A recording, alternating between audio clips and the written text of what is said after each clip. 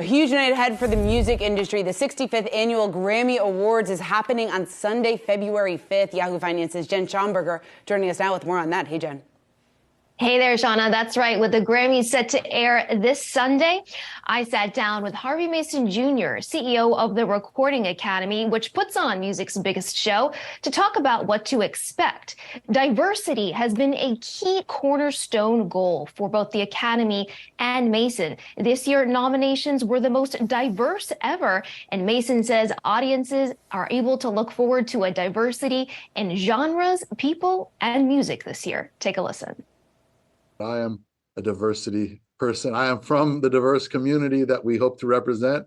I've generally been thought of as someone that falls into an underserved or underrepresented category my entire life since I was born.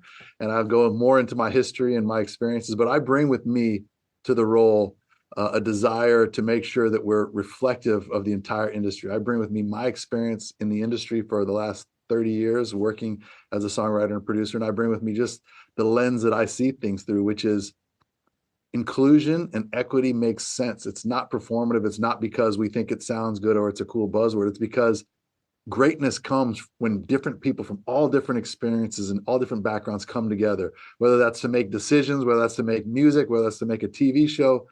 It makes sense when you reach out to other groups and you invite people in and you listen and you learn and you collaborate. To me, that's the spirit of music, that's the spirit of artistry, and that's the spirit of the Academy.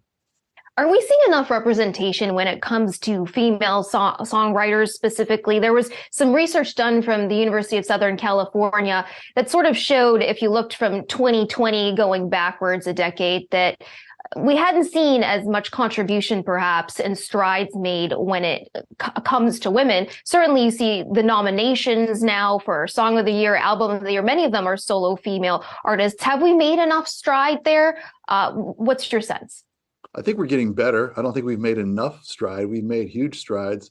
We set a goal at the Academy to invite 2,500 new members. We're 77% of the way to that goal.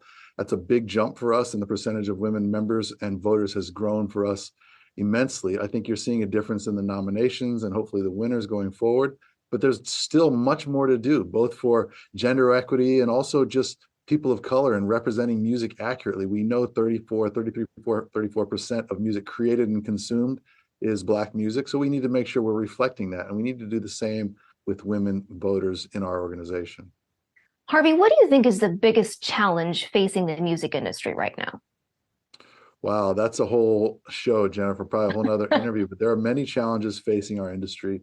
I think there are great opportunities for our industry right now as well. The ability for consumers to reach and access our music is exciting. I love the fact that we can make something on a Friday and our fans or our consumers can listen to it on maybe Friday or maybe the next day. That's exciting. I think what's the challenge and something the Academy is working really hard on is how do creators get compensated? How do we get remunerated for our efforts and our art? That is something that's going to have to be figured out. It's going to have to be discussed and legislated. I know I've talked to you about that before, but our advocacy team works really, really hard on that year in and year out. But that's something that needs to be figured out. I also think the future of genres and the future of all things music, things are changing. Lines are coming down, borders are falling. We're hearing music in the top 10 in different languages. You see, we've got an album for the first time in the history of the Academy in an all Spanish speaking language as an Album of the Year nominee with Bad Bunny. So I think that's going to be the future of music is how do you evaluate different genres? How do you program playlists or other forms of consumption based on genres? I don't think you do. I think that's going to probably change in the near future. And I think how musicians and creators and writers and artists are compensated fairly is something else that we're going to have to address coming up. Yeah, on that compensation issue, I wonder what's it going to take to get streaming sites like Spotify to pay creators and artists more favorably? I think it's going to take more conversation and just more dialogue. You know, the streamers and the different DSPs are really our partners, and we love what they've done for the industry. They've allowed us to access our fans, our consumers. They've allowed us to get our music out more readily. There's less gatekeeping happening right now. So we love that about the streamers. There's discovery. There's the opportunity to find great new music that you might never heard.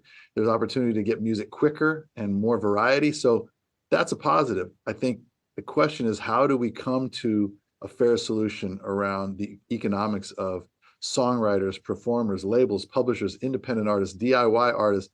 All these different buckets need to be addressed. And I think it's really going to come down to having meaningful and hopefully constructive, productive dialogue with the DSPs. And it probably will include the legislators. Switching gears a bit, the Senate Judiciary Committee recently had a hearing on Ticketmaster and its handling of Taylor Swift's concert ticket sales and really the concert ticketing industry overall. During that hearing, we heard from witnesses in the music industry who described a, quote, monopoly-like control over venues, artists, and consumers. Do you think that Ticketmaster has too dominant a position? Should it be broken up? Is there a better model for concert ticketing? Perhaps could NFTs play a role there? It's hard to predict what the future of ticketing and live music could be. I think Clyde Lawrence did an incredible job at his testimony in front of the committee the other day. I watched it and I listened to it. It was compelling. I think there's a lot to that issue. There's a lot to be discussed. There's a lot to be figured out. And what does the future look like, I think, is the question you asked me. And that can be asked about live music and ticketing. I don't have all the answers. I just know that music is important. Music is powerful. Making sure musicians are able to distribute their art, share their craft, share their talent in whatever means possible is vital. And I think the idea of artists being able to go make a living, whether that be through streaming or performing live or publishing or their main recordings, I think it's important that we advocate on their behalf. Now, Mason also told me, given the crash in crypto over the past year, he isn't sure what value NFTs still hold for the music industry. But if they did offer value, it's certainly something the Academy would embrace. The Grammys air 8 p.m. live on Sunday night on CBS. Back to you. All right, Jen Schonberger, great stuff. Thanks so much.